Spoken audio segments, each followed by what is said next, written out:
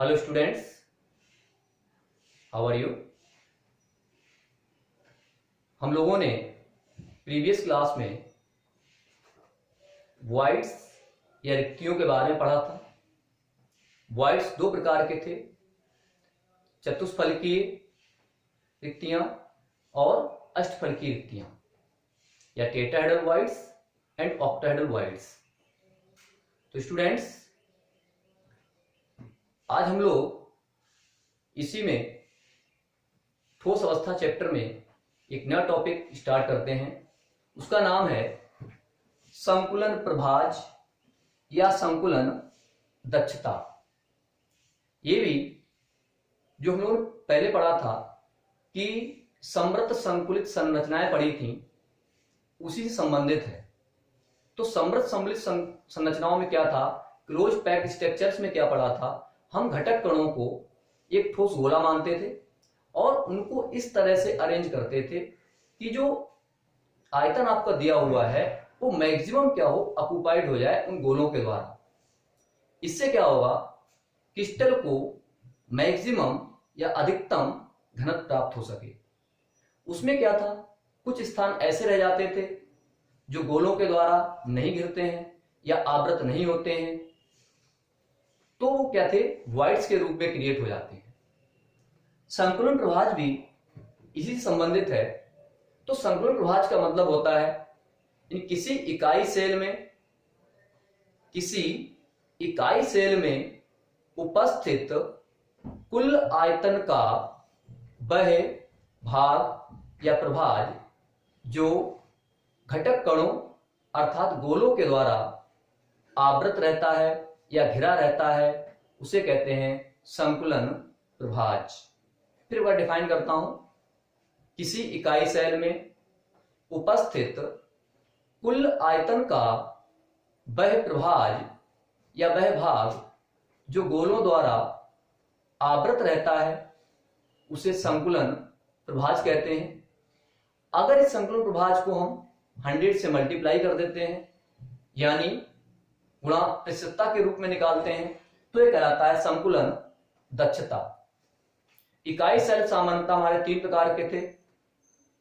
सबसे पहले था साधारण घनीय इकाई सेल, दूसरा काय केंद्रित घनीय इकाई सेल, तीसरा फलक केंद्रित घनीय इकाई सेल। इन तीनों के लिए हम डेरिवेशन करेंगे और तीनों की संकुलन दक्षता निकालेंगे, संकुलन प्रभाज निकालेंगे। संकुलन प्रभाज या संकुलन दक्षता का मान जितना अधिक होगा, इसका मतलब क्या हुआ, वो पैकिंग उतनी अधिक प्रभावशाली है और उसमें क्रिस्टल का घनत्व भी उतना ही अधिक होगा। जैसे हम लोग बात करते हैं, हम लोगों ने पैकिंग त्रिविम में 3 प्रकार की पैकिंग पढ़ी थी। एक तो साधारण घनीय जालक का निर्माण हुआ, दूसरा षटकोणीय का निर्माण हुआ, तीसरा उसमें FCC या CCP टाइप क्रिस्टल का फॉर्मेशन हुआ, और एक और था इसमें अलग प्रकार का, वो था अंतः केंद्रित या BCC टाइप। तो संकुलन प्रभाज निकालने का फॉर्मूला देखिए क्या बन जाएगा। यहां से संकुलन प्रभाज बराबर हो जाएगा, और दीजिए है फॉर्मूला हो जाएगा प्रति इकाई सेल गोलों की संख्या, प्रति इकाई सेल गोलों या घटक कणों की संख्या। घटक कण को क्या मानते हैं, गोला मानते हैं, तो प्रति इकाई सेल गोलों की संख्या को हम कैपिटल Z से रिप्रेजेंट करते हैं, इनटू गोले का आयतन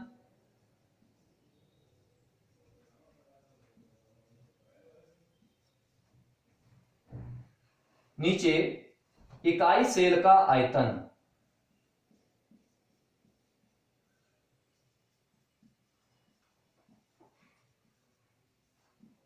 इस फार्मूले की सहायता से क्या कर सकते हैं, हम तीनों इकाई सेल के लिए संकुलन प्रभाज का मान निकाल सकते हैं। जेड यहां पर क्या है, प्रति इकाई सेल गोलों की संख्या। ये भी हमको पता है कि साधारण घनीय इकाई सेल के लिए प्रति इकाई सेल गोलों की संख्या, कणों की संख्या कितनी होती है, 1 होती है। BCC के लिए 2 होती है और FCC के लिए 4 होती है। गोले का आयतन, ठोस गोले का जो आयतन होता है वो कितना होता है, 4/3 πr क्यूब। गोले का जो आयतन रखेंगे वो कितना रखेंगे, 4/3 पाई आर क्यूब। और इकाई सेल का आयतन सभी के लिए क्या होगा, अलग अलग होगा। इकाई सेल का आयतन का मतलब क्या हो गया, ए क्यूब। फॉर्मूला बन गया z into 4/3 pi r cube upon a cube. अगर हम इसको 100 से यहां पे मल्टीप्लाई कर देते हैं तो ये कन्वर्ट हो जाएगा संकुलन दक्षता में। तो सबसे पहले हम निकालते हैं साधारण घनी इकाई सेल के लिए।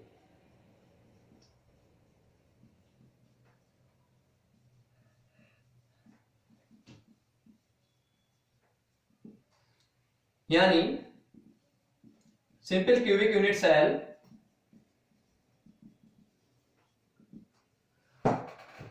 हम लोग ऑलरेडी इसके बारे में बहुत कुछ जानते हैं।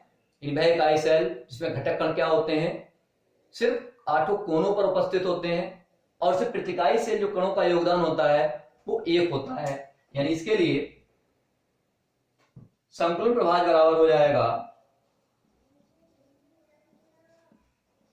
पैकिंग फ्रैक्शन बराबर हो जाएगा z बराबर होगा, इसके लिए लिख देता हूं, प्रतिकाई सेल के लिए कणों की संख्या z बराबर 1 हो जाएगी।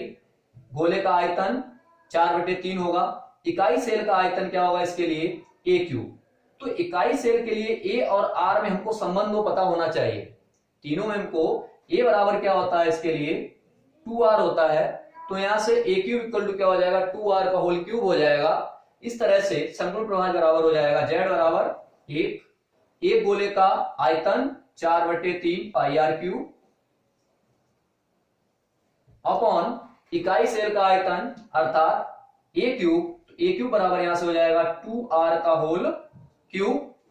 इसमें इसको सिंप्लीफाई और कर लेते हैं, 4 पाई आर क्यूब अपॉन 2 का क्यूब 8 हो गया, r का क्यूब r क्यूब हो गया। पाई की वैल्यू पुट करते हैं, r क्यूब से r क्यूब कैंसिल हो गया, 4 2 जा, पाई की वैल्यू पुट करते हैं,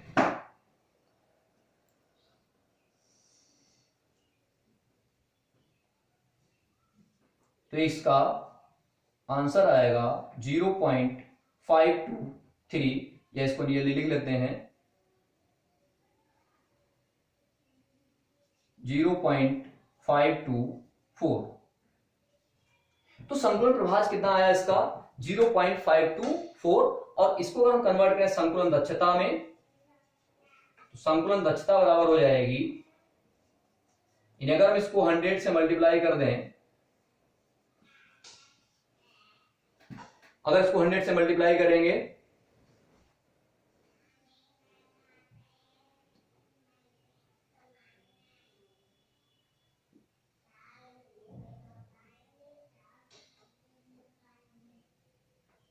इंटू 3 और आएगा इसमें,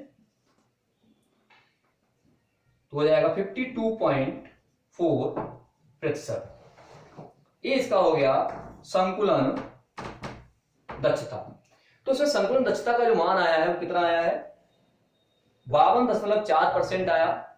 इसका मतलब क्या हुआ कि साधारण घनी इकाई सेल में जो कुल आयतन है, कुल आयतन 100% मानेंगे, उसमें से 52.4% जो है वो क्या है, घटक कणों के द्वारा या गोलों के द्वारा आवृत स्थान है। बाकी का जो स्थान है वो क्या है, वो रिक्त स्थान हो गया। तो इसमें रिक्त स्थान इसमें कितना हो जाएगा, 100 में से इसको लेस कीजिएगा 52.4 को, तो कितना आएगा 47.6%। बिल्कुल इफिशियंसी बहुत कम है। यानी जो साधारण घनी इकाई सेल में जो संकुलन है ये क्या बहुत अच्छा नहीं है, क्योंकि इसमें क्या है 52.4% सिर्फ पार्ट जो है वो गोलों के द्वारा घिरा हुआ है, आवृत है। बाकी 47.6% जो भाग है वो अनावृत है, रिक्त स्थान है। दूसरी हम बात करते हैं, फिर दूसरा है काय केंद्रित घनी इकाई सेल। काय केंद्रित घनी इकाई सेल में बिल्कुल सेम इसी तरह से करेंगे। यहां पर z का मान कितना हो जाएगा, सबको पता होगा शायद कि काय केंद्रित घनी इकाई सेल या बीसीसी टाइप यूनिट सेल का मतलब होता है यानी घटक कण कोनों के साथ साथ क्या होते हैं, काय के केंद्र पर होते हैं। और प्रति इकाई सेल कणों की जो संख्या होती है बीसीसी के लिए वो होती है 2। ए और आर में हमको रिलेशन तो पता होना चाहिए, बहुत इंपॉर्टेंट है। अगर हमको ए और आर में रिलेशन नहीं पता तो हम डेरिवेशन ही नहीं कर सकते। ए और आर में इसके रिलेशन प्रीवियस वीडियो में आप लोग पढ़ चुके हैं, वीडियो 10 या 11 में आप लोगों ने ए और आर के रिलेशन डिराइव किया था, आप देख सकते हैं वहां से। तो इसमें दूसरा हम चेंज करते हैं, अब काय केंद्रित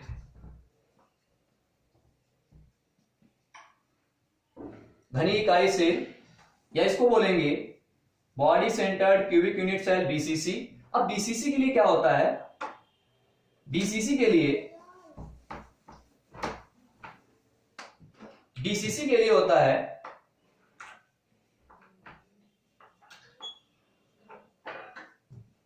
जेड बराबर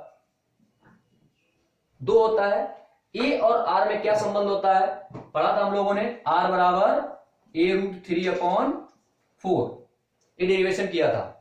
r बराबर a√3/4, यहां से क्या करना हमको, a बराबर निकाल लेना है। a बराबर यहां से हो जाएगा 4r/√3।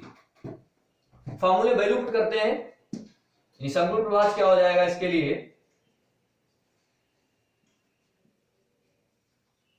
संकुलन प्रभाज बराबर हो जाएगा प्रति इकाई सेल गोलों की संख्या 2, यानी 2 गोलों का आयतन अब कितना हो जाएगा, 2 गुणा 4/3 पाई आर क्यूब। ए बराबर 4r/√3 होल क्या हो जाएगा इसका क्यूब। इसको थोड़ा सिंप्लीफाई करते हैं, इसको सिंप्लीफाई करेंगे तो आएगा 0.6805, यानी इसका जो संकुलन प्रभाज हुआ बीसीसी का 0.68, भी इसको नियरली हम लिख सकते हैं 0.68। अगर हम इसका संकुलन दक्षता निकालना है तो क्या करना है, इसको 100 से मल्टीप्लाई कर देना है। तो संकुलन दक्षता क्या हो जाएगी इसके लिए,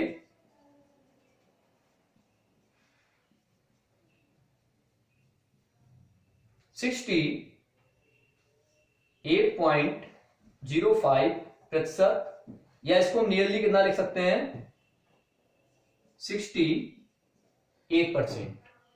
मतलब क्या हुआ कि बीसीसी के लिए जो संकुलन दक्षता है वो कितनी है, 68% है। इसका अर्थ ये हुआ कि जो कुल आयतन है बीसीसी यूनिट सेल में, जो कुल आयतन है उसमें 68% भाग, उसमें कुल आयतन का सिर्फ 68% भाग क्या है, गोलों के द्वारा आवृत है, घेरा हुआ है।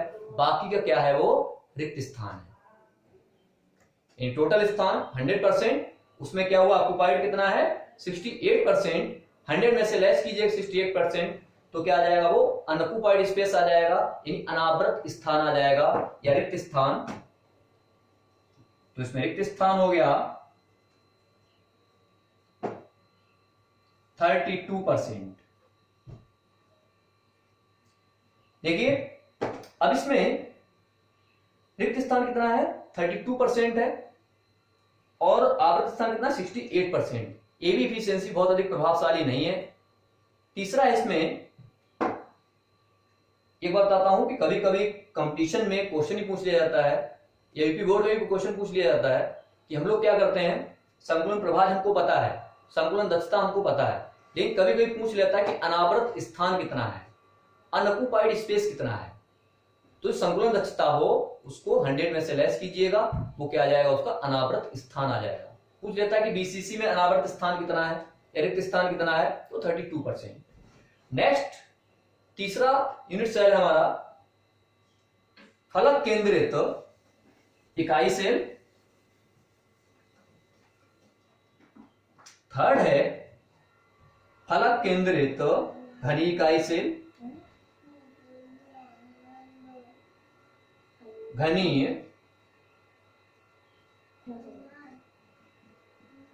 इकाई सेल, या इसको कहते हैं face centred cubic unit cell.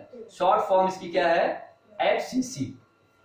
FCC के बारे में हम लोग पढ़ चुके हैं, निभय इकाई सेल जिसमें घटक कण 8 कोनों के साथ साथ 6 फलक केंद्रों पर होते हैं, 6 फलक होते हैं, उनके केंद्रों पर होते हैं। इस तरह से इस प्रकार के इकाई सेल कहते हैं फलक केंद्रित घनीय इकाई सेल। आप शायद अच्छे से समझते भी हैं इस चीज को। इसमें प्रतिकाई सेल जो कणों की जो संख्या होती है वो कितनी होती है? एचसीसी के लिए Z बराबर होता है 4। ए और आर में इसके लिए क्या रिलेशन होगा?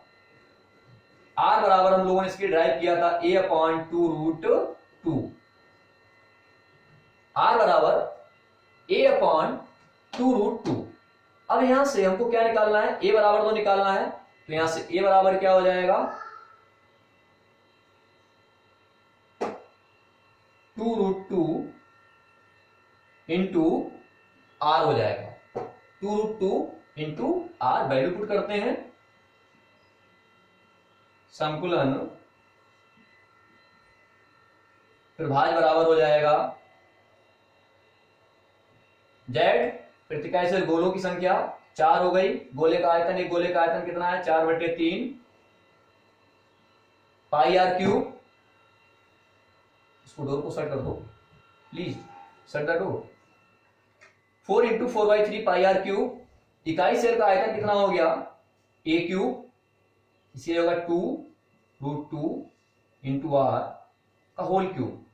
इसको सॉल्व करेंगे तो आएगा 0.7406, यानी एचसीसी के लिए संकुलन प्रभाज का जो मान हुआ है वो कितना है? 0.7406। अगर हम इसको संकुलन दक्षता में कन्वर्ट करते हैं तो ये कन्वर्ट हो जाएगा, या इसको नियरली लिख लें 0.74। संकुलन दक्षता बराबर हो जाएगी यहां से पैकिंग इफिशियंसी 100 से इसको मल्टीप्लाई कीजिएगा 74.06%, या नियरली इसको लिख सकते हैं 74%। इसका मतलब यह हुआ कि एफसीसी में जो संकुलन दक्षता का मान है, यानी घटक कणों या गोलों के द्वारा आवृत स्थान है, वो कितना है? 74%। और बाकी का क्या हो गया? रिक्त स्थान हो गया। तो इसमें जो रिक्त स्थान है ये हो गया, लेस कीजिएगा इसको 26%, यानी अनावृत स्थान इसमें कितना हो गया? 26% हो गया। आवृत स्थान कितना हो गया? 74।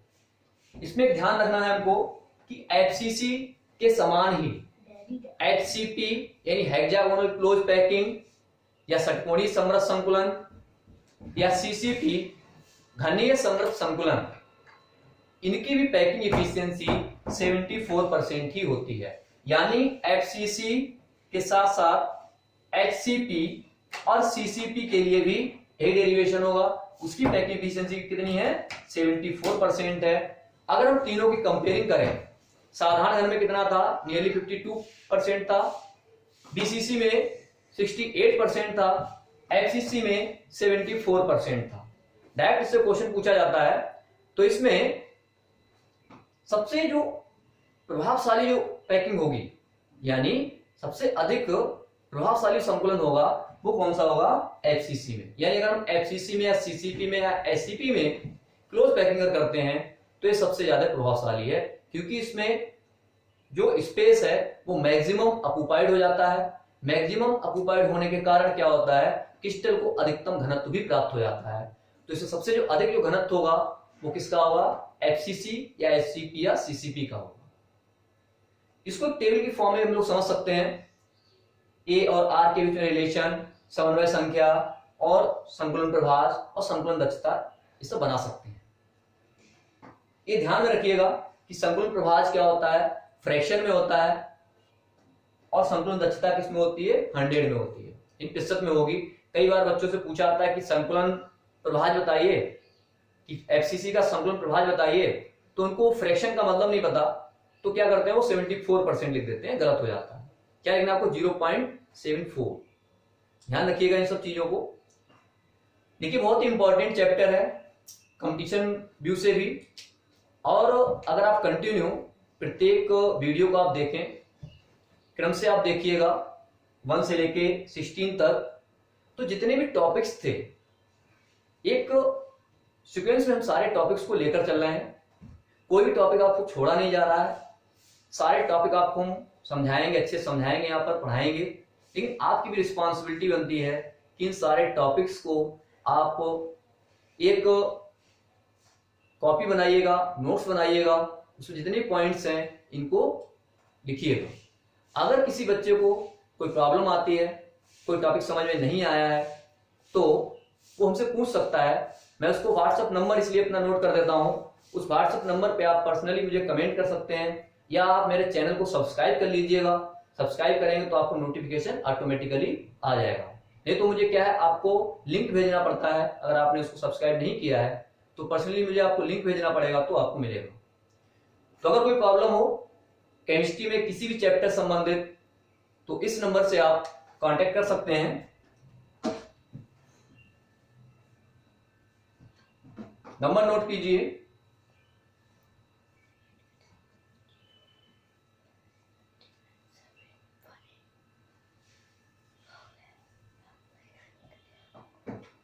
8868039718। ये व्हाट्सएप नंबर है, इस पे आप पर्सनली जो भी आपकी प्रॉब्लम है उसको आप सेंड कर सकते हैं। Thank you.